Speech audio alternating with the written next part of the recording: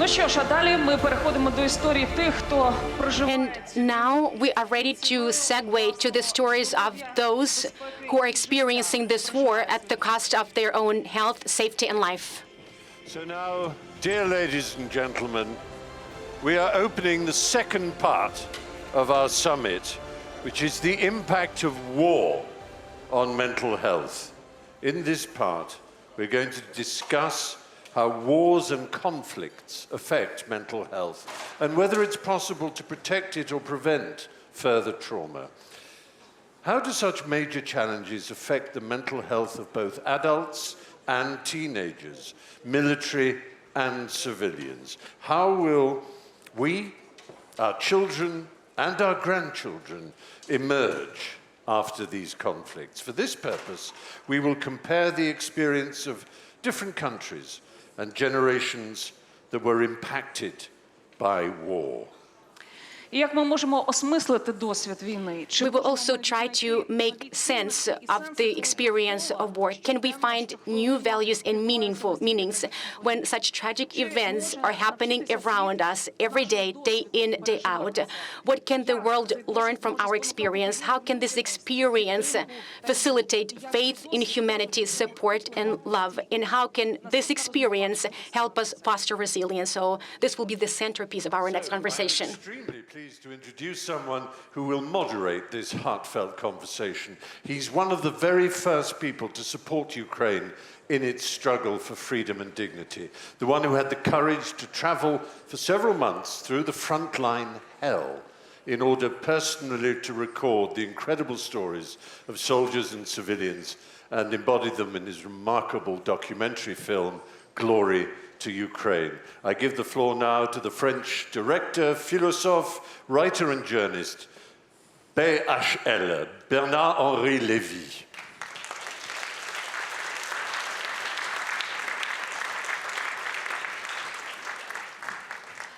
Ну і також ми запрошуємо тих, з ким сьогодні буде We are also inviting those that we are going to have this conversation with. A young woman from Odessa who at the age of 19 on the first day of a full-scale war voluntarily went to the military enlistment office. At first they didn't want to take her into the army, but her perseverance overcame the obstacles and Rusia became a communication agent at the front line until a year later of service due to being hit by an enemy projectile, she lost her leg.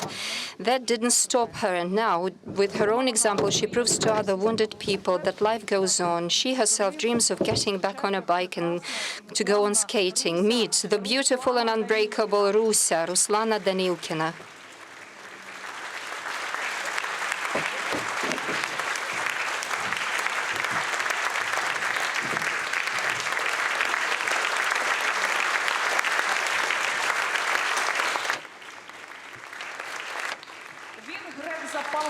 Greek by passport, Ukrainian at heart, and trauma surgeon by profession and training, he never doubted for a moment when the enemy came to destroy everything that was dear to his heart. So at first he selflessly went to save civilians and military men in a hospital near Kiev, and then he went to the very hell on the east of Ukraine. You've already met him. And it was his story that we saw amongst in the first block opening video stories. The surgeon who lost his right arm in the fight of this war, but didn't lose his zest for life and his fantastic sense of humor. Meet Hospitalier Alexis Cholas, nicknamed Corinth.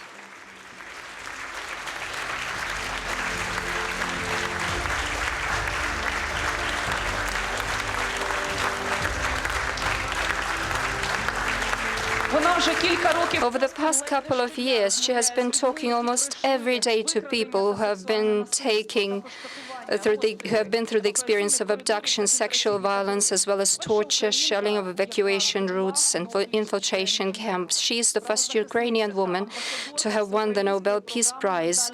Please welcome human rights defender and the ambassador of the All-Ukrainian Mental Health Program, Alexandra Matviichuk. Your round of applause, please.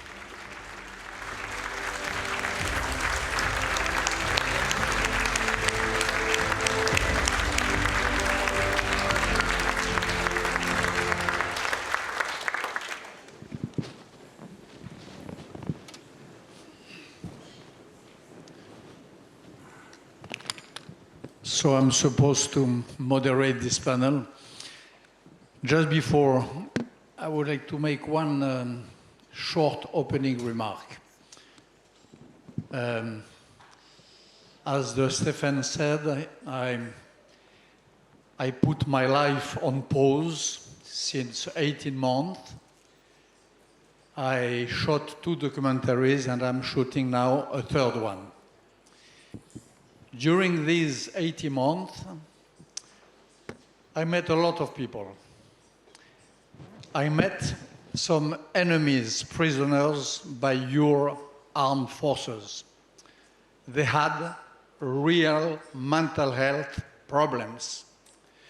All those whom I interviewed were clearly insane, crazy, mad.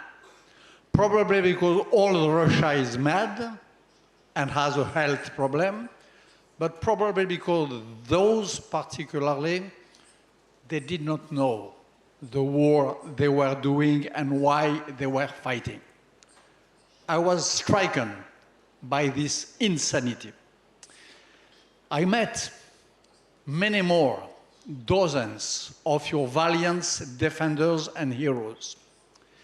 I spent time with them, days, nights, in bunkers, in trenches, sometimes around Bakhmut or Robotyne, as far as I could, due to my grand age, following their operation.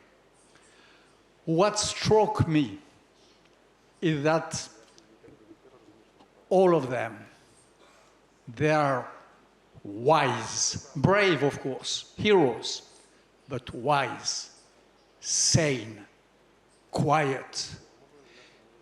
Certainly, there is stress. Certainly, there are troubles, but they are so well mastered with such a cold blood. And if mental health is another front line, I can tell you that your defenders hold this line too.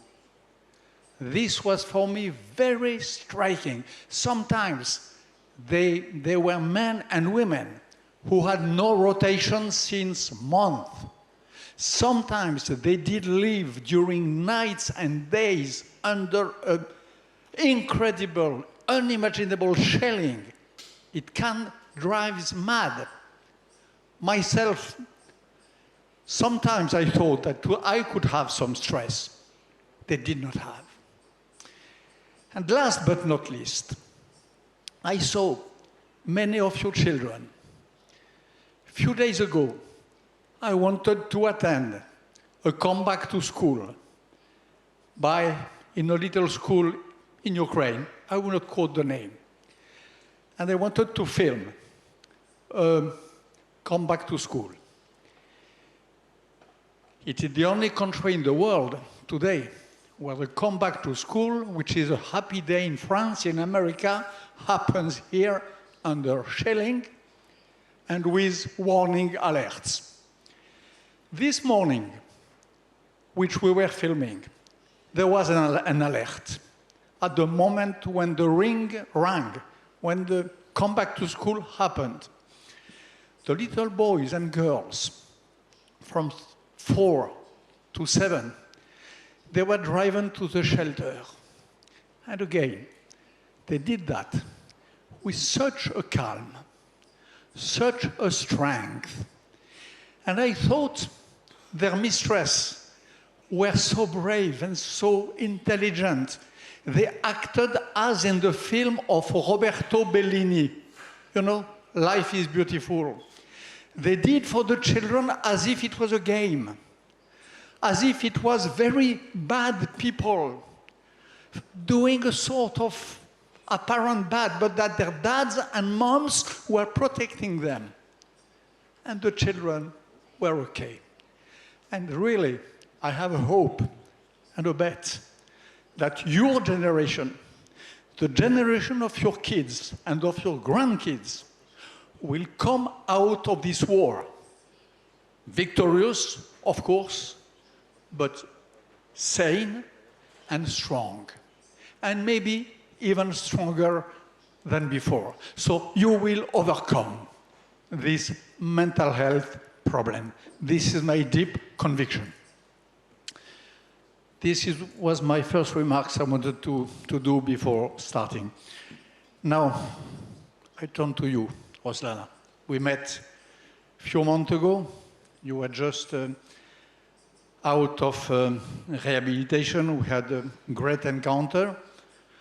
And I just would like to ask you very simply, since we met, how are you? How do you feel? Велике дякую, все добре. Thanks a lot. Everything is okay. I'm fine. I have been through the rehabilitation. I'm 20 years of age now, and at the moment, I'm trying to help our military personnel to get adapted, to accept themselves as they are, and to continue living in their new bodies. So everything is okay with me. Thank you.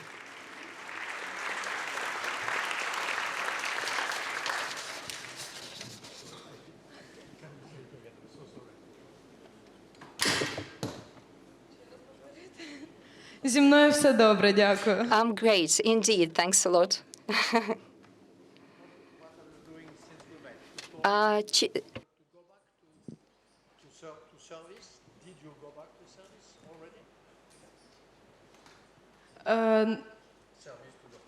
На даний момент я At the moment, звільнилася з армії. I have already been discharged from the army. It happened a few days ago. It's very hard for me to say goodbye and to bid farewell to somewhere where I spent 1 year of my life. However, now I'm busy working at a rehabilitation center, which is called Superhumans, and every day I keep in touch with my patients.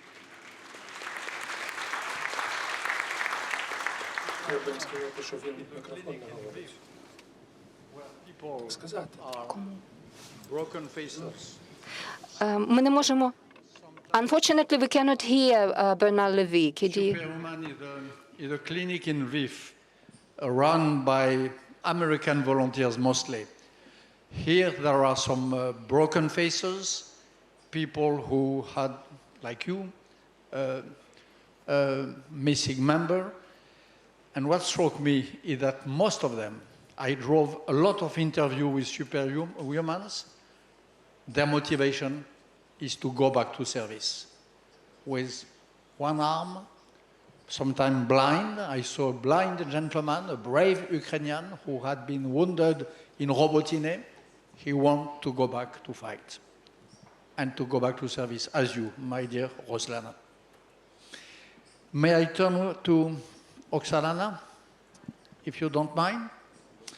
I know the great job you are doing, so important for the aftermath, collecting the proofs, documenting the crimes, and it is thanks to you and people following you that this unprecedented crime which Putin and Russia are committing will not be unpunished. So my question is the following.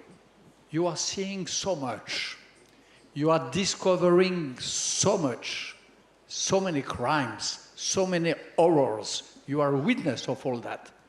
How can you stand it? How can you live with all of that, with these ghosts in your mind? How do you live with that? Коли Росія розпочала When Russia launched a war against Ukraine in February 2022, we sent some mobile groups to Crimea, Lugansk, and Donetsk regions of Ukraine. And in February 2014, back then, we didn't even actually understand that the war had started, and we didn't know how long it would continue. But we immediately began to document abductions, torture, sexual violence, and abuses, and intentional murders of the civilians in the territories territories occupied by the Russian occupiers.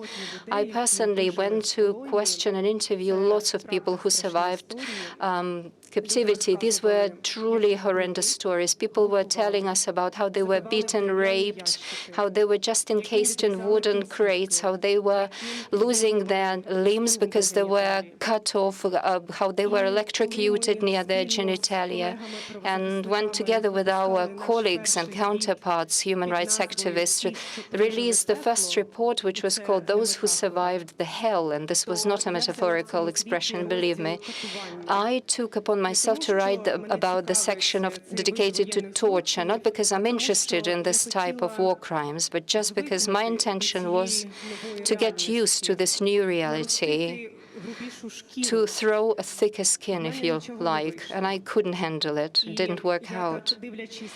And when looking back right now, 9 years on, I catch myself thinking, perhaps this is all right, this is normal, that we are not taking all of these things happening as a norm, that we are manifesting our protest and we keep fighting.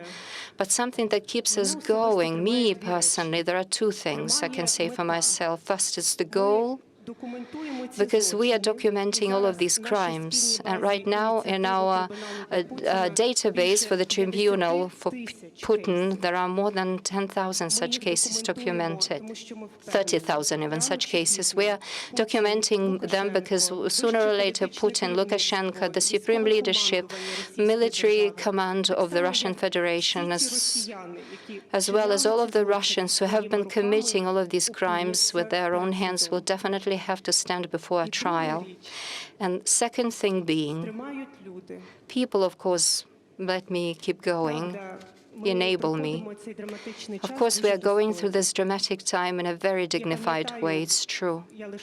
I remember myself staying in February and March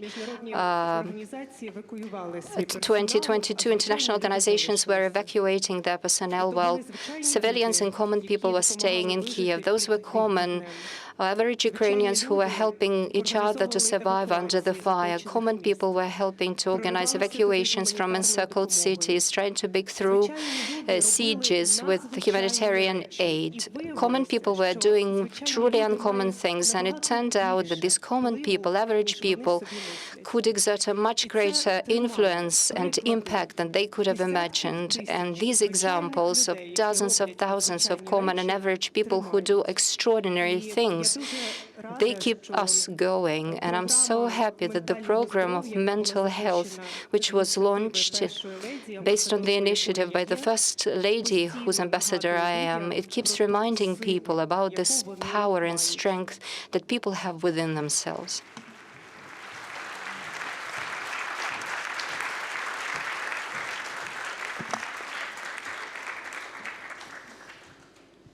Okay, may I turn to you, my dear Alexei? I know your history.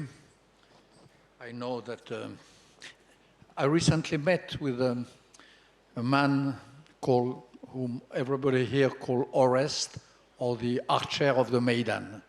The Archer of the Maidan, the man who, in 2014, replied to the grenades of the Berkut with an arch. And he's now in a little unit of snipers of 5 people in Bakhmut.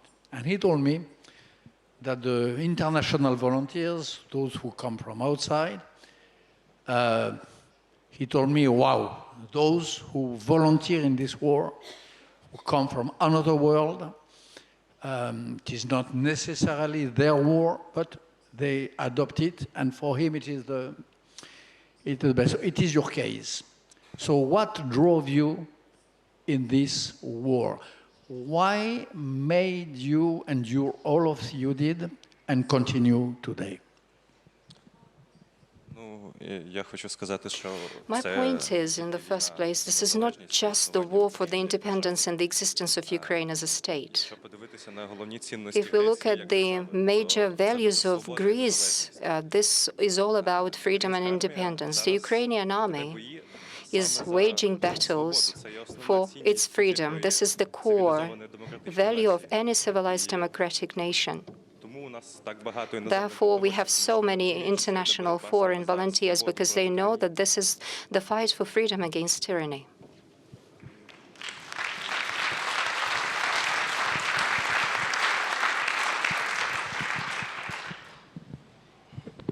And you know, of course, that all the field hospitals in Ukraine on front line, all the points of stabilizations are target number one for the Russians. In Chassiviar, I was there 3 weeks ago. There was brave medics like you, and the point of stabilization was bombed, and finally eviscerated by a missile and destroyed. Did you experiment that? It's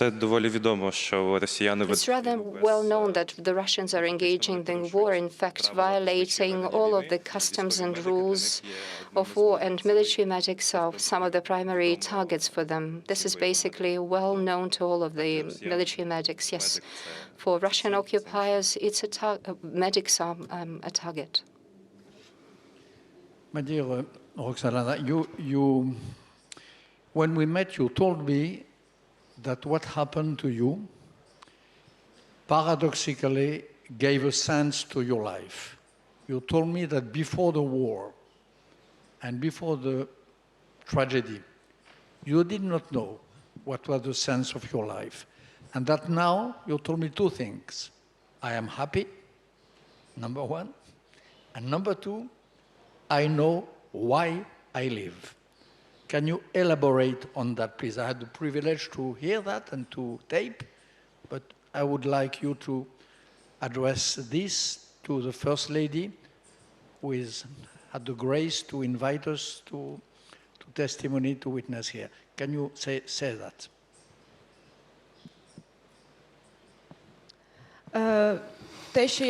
What I want to help our military. I want us. I apologize.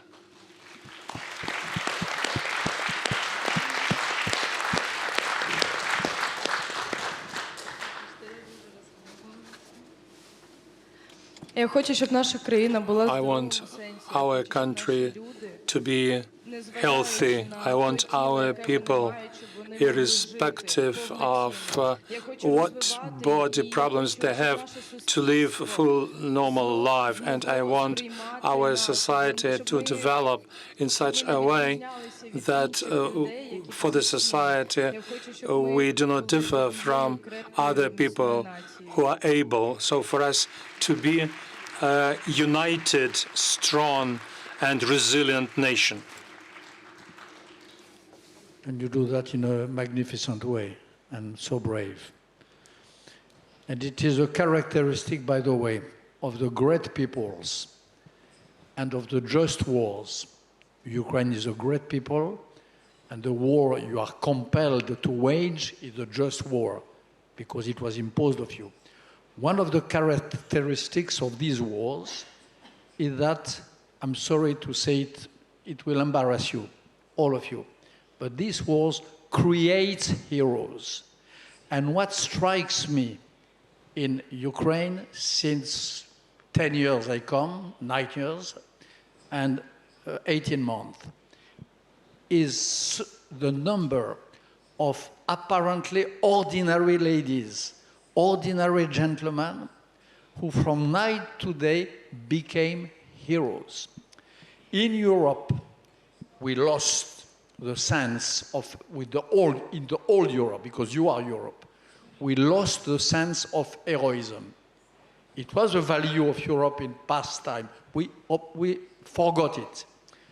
You remind, of course, President Zelensky, the Churchill of our times, the most respectable statesman in the world. Of course, the generals of your valiant armies, but everyone.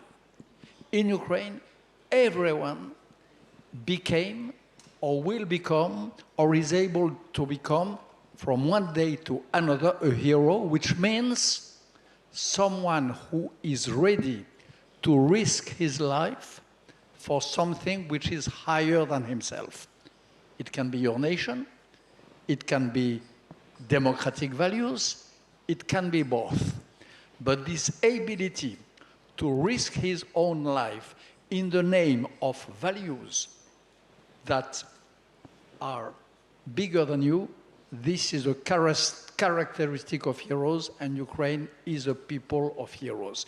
This is personally what attached me to this country, and this is what makes me come on and put the rest of my life on pause.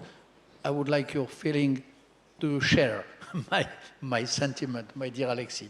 You saw many countries, you had a great experience.